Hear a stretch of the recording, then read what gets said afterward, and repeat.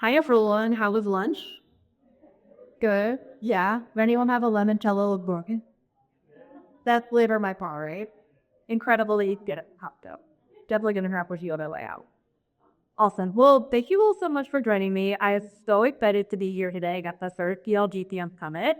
I was a really excited conference attendee last year and walked away with not only a lot of inspiration, but a ton of practical elements that we were able to start implementing in our TLG motion right away. Now, I hope that today you do with not only inspiration, but also real action that you can take back to your key, start actioning on right away. So, quick introduction to myself. My name is Sundell, and I am a very proud PLGTM. There's a lot of folks who don't have a great understanding of what PMM does generally. So, when you add PLG on top of that, like my own research today, but I thought a really fun time figuring that out. We're trying to get across a variety of companies in the SaaS, healthcare, and HR tech industry. Being in industries such as healthcare and HR tech, we often had a lot of challenges because we're highly regulated and there's a lot of limitations to the true PLG functions that we actually engage in. But today I'm going to tell you a story that how we took one of our more flexible PLG motions of interactive demo and used that to amplify our sales, ultimately resulting in real get then out the decreased plan to close, which we'll talk about later.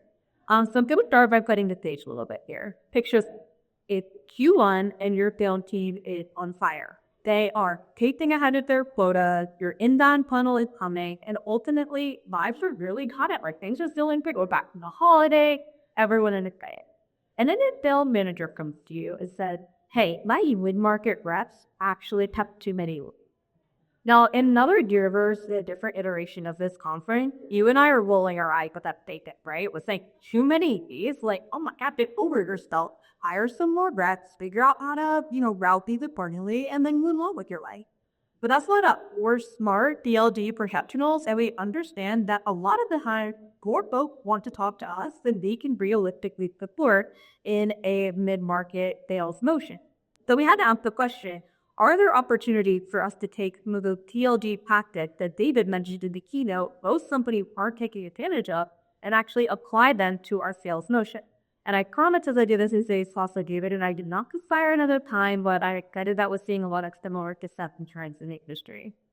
So ultimately, when we were able to deploy the tried and true PLG tactic of interactive demos to our dev team, we were able to decrease their average time to close from 22 down to just 14 days, give them the space to focus on value selling rather than product functionality, and lastly, that kind of those with more complicated and complex use cases that led to high spend rather than a bunch of repetitive, simple demos that just, started the developer calendar as I mentioned them from focusing on high value work.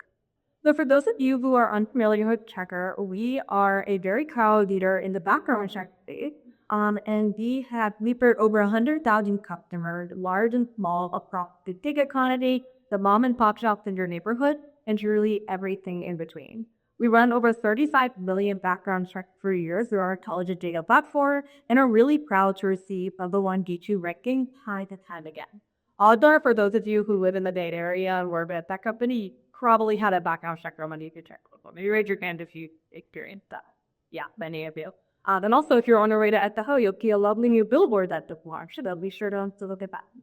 So one of the great things about working at a background check company, which many be a kind of a commodity, is that every business needs them. Almost everyone wants to run a pre-hire background check to ensure the safety and fairness of their employees. So for us, as many of you, that manifests in a dual go-to-market motion, both sales and product-led growth. And what does that look like in practice? A pineapple and a talk to build button. Now, we know that for a lot of users, they wanted to get started fast. They don't want to spend time talking to sales people. They want to get hands-on with the products. But something like background checks and truly lots of products in highly regulated industry tend to steer in something a little bit different. They often want that reassurance and guidance that comes with having a real-life contact. Then they can direct the question and kind of get that reassurance that they are in the right direction when it comes to something as specific and have legal implications of background check. So we know that talk to build button actually acts as a beacon for a lot of those folks because they really, really want that reassurance that maybe they're not able to provide themselves.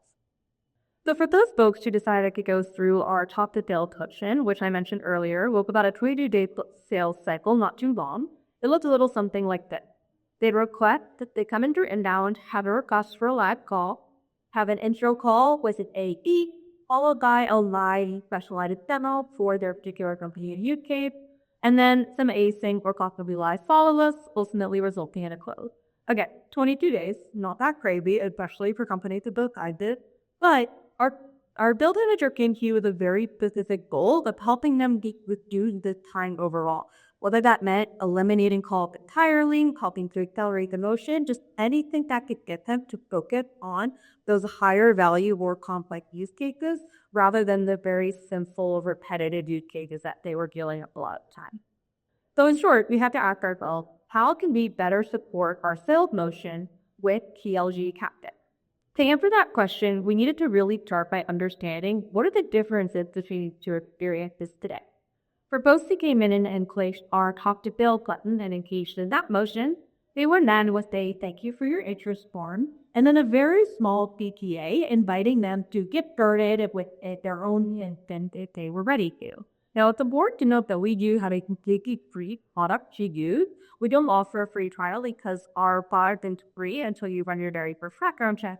But a lot of folks just are quite ready and don't feel totally comfortable putting their credit card in or, start crying up for something that's like app specific and HR related or background check.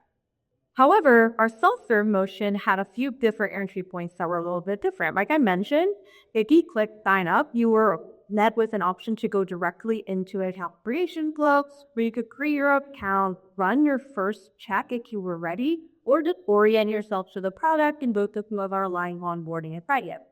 However, if you weren't quite ready to pull the trigger and weren't feeling comfortable maybe entering your credit card organization or your business information, across multiple websites or multiple pages on our websites and many of our lifecycle campaigns, we offered an interactive demo with our friends at the event, which was really great. And we had seen a lot of success testing that out throughout some of our top of funnel channels that ultimately led to value directly on our website. At the end of those demos, users would have an option to then sign us directly, and so ultimately you two really hide into each other.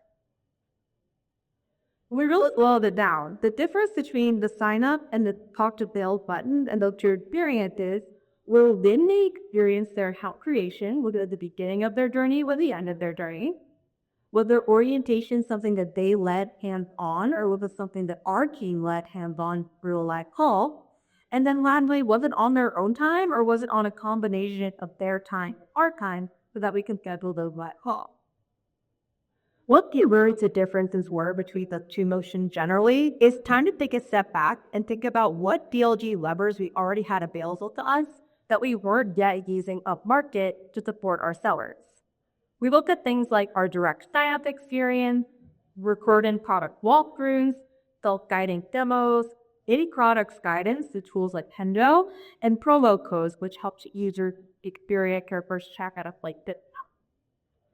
Now, of course, all of those ELD levers naturally are going to be met with a little bit of sales resistance. When it comes to direct sign-up, there's often a perception that users who want to talk to sales just simply aren't ready to get involved in your product. There was a dual PPA on our website. They're in the dual PPA on our website. So if they truly were ready to sign up on their own, they'd have done that already. So forcing them through that path felt a little scary to our sales team, understandably so.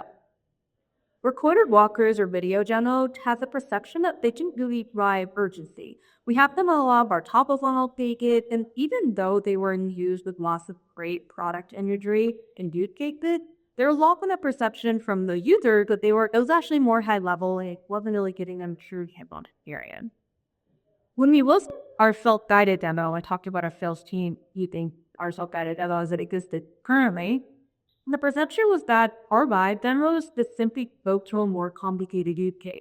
Our product was too complicated for someone who's going to be spending tens of thousands of dollars a year with us to evaluate on their own.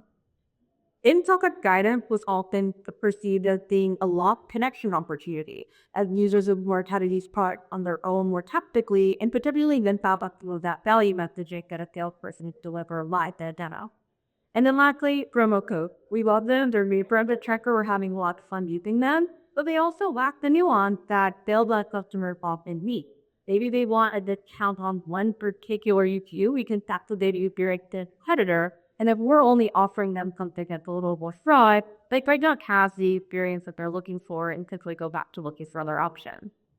Ultimately, we decided that both in-product guidance and promo codes weren't the levers that we wanted to try when we after this particular use case. These were built in helpful post account creation or before a user is ready to order their first check. But we really focused on getting those users to go to the sales cycle after ultimately have their accounts created too. So we decided to focus on our direct sign-up, recorded walkthrough, and self-guided demo lever as our potential opportunity to influence sales of product-led support. When it came to direct sign-up, we were challenging the idea that the prospect wasn't ready to create an account on their own.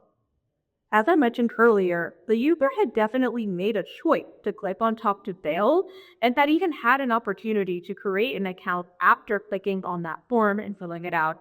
So finally, we decided that forcing it through a self-serve path probably wasn't going to yield very good results. Then we have what for walkthrough. We take those in the deeper part of the sales experience, maybe add them to some outreach campaigns or find ways for our sales rep to send those ahead of time. But ultimately, we realized that that first value call was something that was really important in kind of building that relationship with an AE, understanding what their experience connection with up to be like, and kind of getting that value touch from a high level. So that, of course, led us to our self-guided demo because we felt that the challenge we could most effectively overcome was the belief that a product is too complicated to serve in a self-serve way. A lot of folks believe that sales-led demos are really important because the use cases are very complicated. We've heard this a lot today, even that that's a really common frustration when it comes to trying to create the scale. There's an oversimplification in this space, but I'm sure many have seen that product-led demos are the heavy hats and sales-led demo are every hat. But when we really boiled it down and talked to some of our dev work on our sales team, we found that more often than not, they were actually doing the same demos over and over with a nice industry wrapper on it or maybe the company logo, but really use cases were very consistent. In short, we learned that demos needed to be a lot like the brand marketer's latest Elba. Did you know call? Short and sweet. And then when it came to Delta demo, we didn't get to add a little lift on top of that. But ultimately, when users want to experience your product in real time, you should show them what they'll be doing in the product much of the time rather than trying to call for every single edge. That becomes later what they decided actually go forward with their product. So what did that look like for us? Like I mentioned, we worked really closely with our field engineering and our AE team that were already doing the live demos and had already found the common use cases that would be repeated time and time again. We found that for us, it really boiled down to four tests that most folks who use Checker on a daily basis were doing. First, ordering a background check. That's why you're here. Second, setting a rule set so that you can safely and fairly review the results of that background check when it comes back. Third, they wanted to understand what the experience was like for their candidates so that they were sure that they would make their best foot forward with partnering with a company like Checker. And lastly, what did it look like to actually review those results when the background check came back? How were they able to make scared decisions, treat people necessary? Background check, that these is not what's that word? But ultimately, it really boiled down to a very simple set of use cases that were pretty ubiquitous to most customer in this segment. So before launching any sort of PLG motion up market, it's really important that you take a step back and think about how this is going to impact the teams around you. And not just the sellers that are going to be interacting with the tool on a day-to-day basis, but all of the additional keys that might be involved in the process from start to finish. First, of course, a clear goal to outcome. The clear goal for me was set from the onset. When my sales manager came to me, he said, each kind of code, whatever it takes, we will try it. And then outcomes, we settled ultimately on trying to reduce the number of calls that were required to close the account rather than conducting the cycle. We have clear outcome. Then we needed to make sure that we had even more clear guardrail. Now, this is really important because, as many as you I'm sure have, we have a very sophisticated and smart sales engineering team who is ready to set up complicated and complex demos for use cases that truly require them. We needed to make sure that our AEs weren't using the demo too much and actually avoided use cases where a live touch and a personalized approach is really necessary. So for us, that looked like setting ADD threshold and saying folks who are coming in below this expected ATV are a good fit for the APIC demo, and those who aren't should be getting a live experience. We also worked with some of those top AE to help us form their original demo to plant some power features that we could try to get some excitement across the team. Anytime you introduce a new tool to a sales team that's already performing well, it's going to be able to little criticism it a little bit, right? My process, I'm going to do it, we're going to get out of here. So working with some of those power users ahead of time, letting them actually advocate with us on behalf of the team, I really can't overstate the importance of that. I think that was really critical to our adoption over time. Of course, the clear selling with field engineers is always going to be important. You're making sure they know you are here to work with them, not tempt them. And then lastly, keep your friends in marketing up very close. We have some of our here today, but make sure that you have really clear expectations about what you actually want to track. It is fluid with the PLD practice and your sales team. A lot of times, our BLE tactics are already set up to be well tracked and documented throughout the product list funnel. But what about the build led funnel? All of our demos were optimized for immediate account creation. They weren't set up to influence sales processes. So make the needed to think really creatively and work really cross-functionally with our operations team to understand how does the data flow into tools like Marketo, Salesforce, and more. And then all that we left to do was launch. This were actually pretty simple compared to a lot of the other PLG tactics you talk about. In our experience, launching interactive demo to partner with the sales team can be as simple as adding an outreach snippet or maybe making an improvement to an existing Marketo campaign. We could advantage of the ability to build GIFs directly in Emphatic, as well as to link directly to particular demos, so that ghosts could either slice and dice the four-part demo we built or send the entire thing off to their prospect, depending on what was needed. And ultimately, the results ascended us. We were able to really reduce the number of those live calls that happened almost immediately. What we started with was telling sales reps, hey, just 10 minutes before the live demo and see if they cancel. And shockingly enough, they did. Our prospects were coming back to us time and time again saying, hey, this actually answered all of my questions. I have a be more commercial related thing I want to go through, but I get a feel to the bots now. We don't need to spend 2 hours together on a follow there. And in the end, the results really spoke for themselves. We took our average current to close over our mid-market segment from 22 down to 14 days. We gave them days to focus on value selling rather than product functionality and getting bought there and lead. And we gave them the freedom to focus their time on high vendors with those true Zigzag constituted use cases, rather than just repeating the name simple use case demo over and over and over again. And I have to end it back to Sabrina, so leaving you with a couple of ads. We've been talking about it all day today, but don't be afraid to blur the line between PLG and FLG. None of you are afraid of doing that. That's why you're here today. But make sure that you start to bring that ethos into your company so that you can think about how to work together and kind of build the two motions rather than thinking of them as separate business units. That being said, though, make sure you're real with yourselves and don't assume that you can crop the segment with every single PLG tactic. As it can be really easy for the PLG boat to get really excited and say, hey, a kick is in good scale this out, we're gonna not need AIM at all anymore. And that is not gonna make your friends that work a comment. So make sure that you're realistic and also very intentional with the PLD tactics that you try bringing on market before you make wild statements and promises and that trickle up to leadership and such. Also, don't be afraid to challenge your own belief about your product and process. Honestly, when we first started out with our interactive demo program at Checker, there was a lot of belief that folks was going to know how to apply something like a background check without having a live call at that volume. But we don't know quickly that folks really just wanted to get hands-on and understand what the UI looks like. And yeah, they were leverage that value tally, but that wasn't the number one most important thing for those that had simple use cases. And then lastly, many of you here are marketing out, so just make sure you get that really close and set up their tracking early when we first launched this project, we had a lot of ideas about how we might track it, and we had thoughts on what we might influence, but actually getting down to the nitty gritty and seeing how we could actually make that happen from a data infrastructure perspective was really important in the executive alignment we ultimately needed to make it happen. And with that, I hope you all, it was so great to be up here and happy to take any questions via the vaping form.